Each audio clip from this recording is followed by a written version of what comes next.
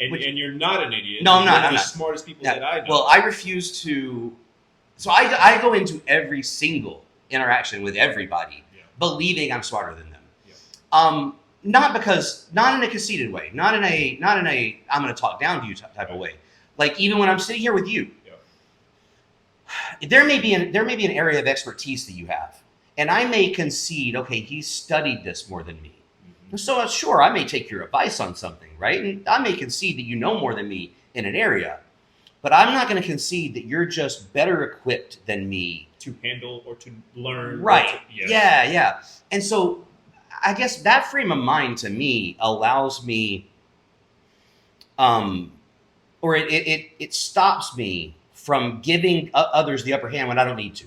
Yeah. Right. So if I'm in the room with some world-renowned physicist, like I'm not going to walk in there and say, "Whoa, well, evolution didn't happen and God's real." Like I'm not gonna play that game like so many people actually do, right? Because that's stupid. Yeah. But what I will do is I'll listen to them and I'll ponder it and I'll think and then I'll go research it and I'll use my own I enjoy that, right? Your own tools at your own disposal, and actually I can attest to what you're saying. Like I've known you for a long time.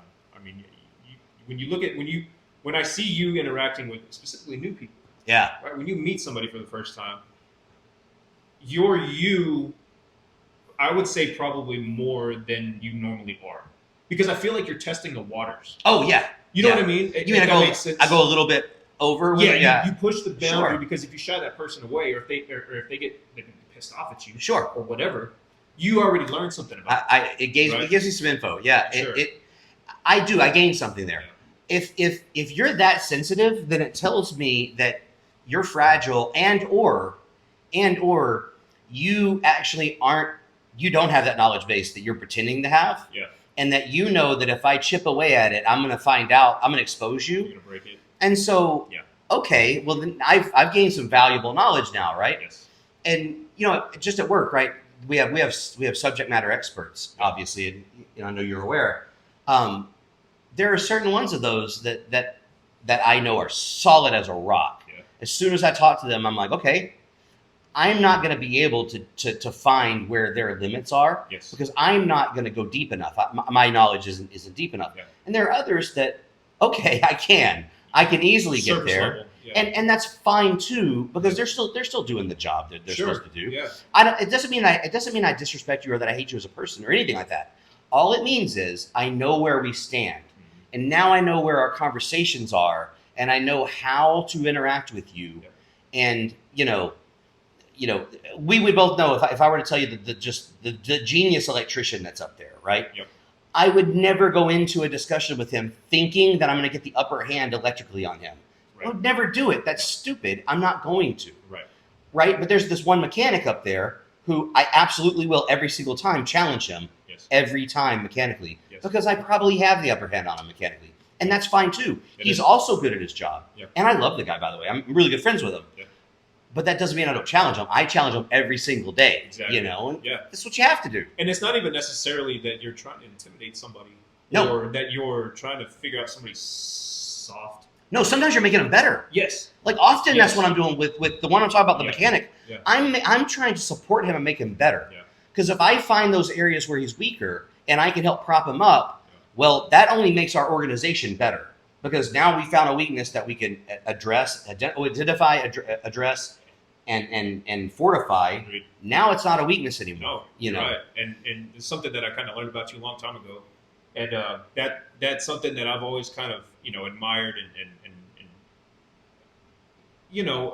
at least respected for the most part. Sometimes you probably do rub some people the wrong way. Oh, I know I do. It's like put the brakes a little bit. I know I do. For me to try to tell you that to stop, that's not really my place per se. I would never tell you what to do, but it's just one of those things that you're, again, one of the smartest people I know. You're smart enough to understand your audience. I try, and you go in that little extra inch, and then you find it, and then you just you stay there, or you back it off a little bit. Yeah. Right. So, it is one of those things that it's fun to watch.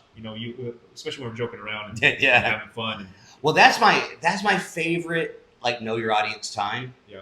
Is when I I know the person across from me thinks I'm pushing boundaries, but I actually know who's in the room, and I know I haven't come close to a boundary yet. Right. I know I've got steps I can take, and so then I just keep trampling over what they think would be boundaries, and so. But you also do tell people, hey, look, I know I pick on you. However, right? It's because I think you're awesome. 100%. These things, right? And then also, you also tell these people, if I ever really legitimately piss you off, or you want me to stop, just say it. 100%. Right. 100%. So that's something that nine people out of 10 won't do. 100%. And if I actually don't have respect for a person, I will not mess with them at all. Sure. So like, if I don't genuinely like someone, they're not getting that treatment, you know, because then it's no fun. Like that's not fun for me. Right. I don't. That's one of the stories that one of our old managers that came from overseas. He was a manager overseas. Yeah. I remember who I'm talking about. He told me a story about that, and he was talking about specifically in Denmark. He was like, that's how they are. Yeah. That's how they show you they like you. Yeah, yeah. They razz you. Which they I love. Poke and they prod and they try to break you. Yeah. Your spirit, but in a fun way. As counter, intuitive as that is. Yeah. Being a nuke in the Navy, like that's exactly how we work, right? That's how it works. Well, so I've noticed that with a lot of the nuclear guys that I've worked with in the past. I wasn't in the nuclear Navy or nuclear world or naval world, but I've noticed that with a lot of these people with these past experiences, that's how they kind of operate. That's just kind of their general demeanor. Yeah. Right. They're very, I would say, brash. Yeah. Pretty upfront, pretty honest for the most part. Like if I'd messed up, but like, well, first of all, you suck, but let me show you why you suck. Yeah. Right. Yeah. They're pretty willing to at least help out a little bit. Right. Usually. Right. For the most part, I know you were or are, and a few other ones that we work with. You will get some that are not. And you'll get some that maybe relish a little bit too much in the fucking with you phase of it, right? Yeah, and again, that's something that I've kind of noticed as well. But I chalk that up to as somebody's true, like that's their true personality, right? Yeah, for sure. So for sure. But yeah, it's all a good learning experience for sure. Yeah. I enjoy it.